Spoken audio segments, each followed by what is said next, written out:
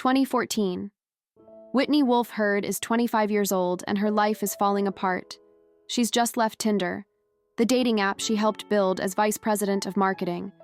But she didn't leave voluntarily. She filed a sexual harassment lawsuit against the company and her former colleagues. The lawsuit will eventually settle for over $1 million. But money doesn't heal the emotional damage. She's burned out, questioning her future in tech, wondering if she should just disappear from Silicon Valley forever. Instead, she has an idea.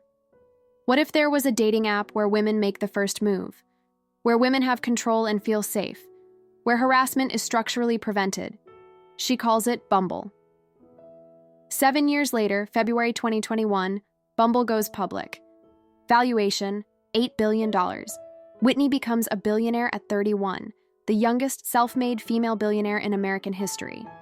She turned her worst experience into a company that empowers millions. Your like and subscription help more women discover this story. Thank you. Whitney's background was marketing, not tech. She grew up in Salt Lake City, went to Southern Methodist University in Dallas. After graduation in 2011, she joined a startup called Cardify in Los Angeles. Then in 2012, she got recruited to a new dating app called Tinder. She became employee number 6 and vice president of marketing. Her job, grow the user base. She was brilliant at it. She traveled to college campuses, threw parties, got sororities and fraternities using the app. Tinder exploded, millions of users in first year. Whitney was instrumental to that growth, but behind the success was a toxic work environment. Whitney later described being called degrading names by male colleagues, having her contributions minimized, and experiencing harassment that the company ignored. In 2014, she left and filed a lawsuit. The details were ugly: text messages, emails, a pattern of mistreatment. Tinder eventually settled for over $1 million in public apology. But Whitney was devastated. She'd helped build something massive and had been treated terribly for it. If you find value here, please like and subscribe. Your support matters. Summer 2014. Whitney is recovering in Europe when she gets a message from Andrei Andreev, founder of Badoo, a European dating platform. He'd read about her lawsuit and her experience. He had a proposition. What if she started a new dating app with his financial backing? She could build it her way, make it safe for women, fix what was broken about online dating. Whitney was hesitant. She'd just escaped one dating app disaster. But the idea intrigued her. What if she could create something different? Her insight was simple, but revolutionary. Let women make the first move. In heterosexual matches, only women could initiate conversation. Men could match, but had to wait for women to message first. This single feature changed everything. It reduced harassment. Men couldn't bombard women with crude messages. It gave women control. They decided who they wanted to talk to. It flipped gender dynamics. Women weren't passive recipients, but active participants. The concept was feminist, but practical. And it worked. December 2014. Bumble launched. Austin, Texas headquarters. Whitney was founder and CEO. Andreev's Badoo provided funding and technical infrastructure. The tagline, "Make the first move." Marketing emphasized female empowerment. Within months, Bumble had 100,000 users. Within a year, millions. Women loved it. Finally, an app that prioritized their safety and comfort. Men adapted. Many actually preferred not having to initiate every conversation.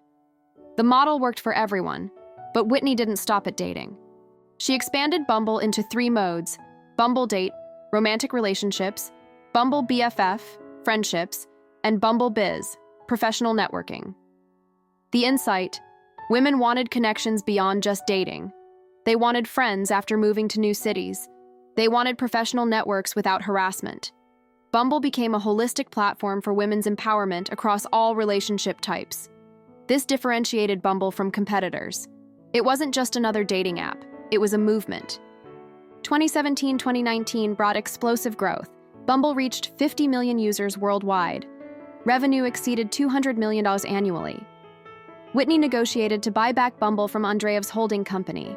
She took full control of her company. She became one of the few women leading a major tech company she founded.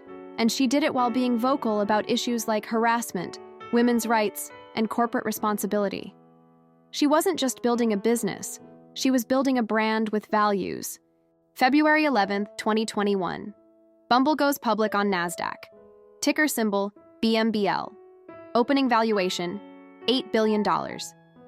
Whitney owns approximately 20% of company, worth roughly $1.6 billion personally.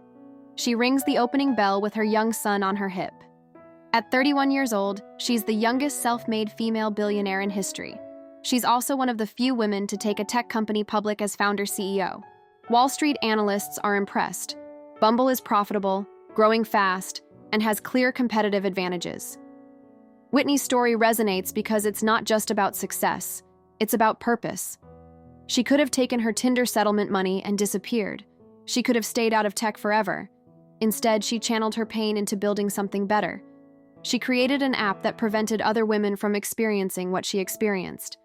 She built a company that valued women's voices, safety, and empowerment. She proved that business can be profitable and ethical simultaneously. Today, Bumble has over 100 million registered users in 150 countries.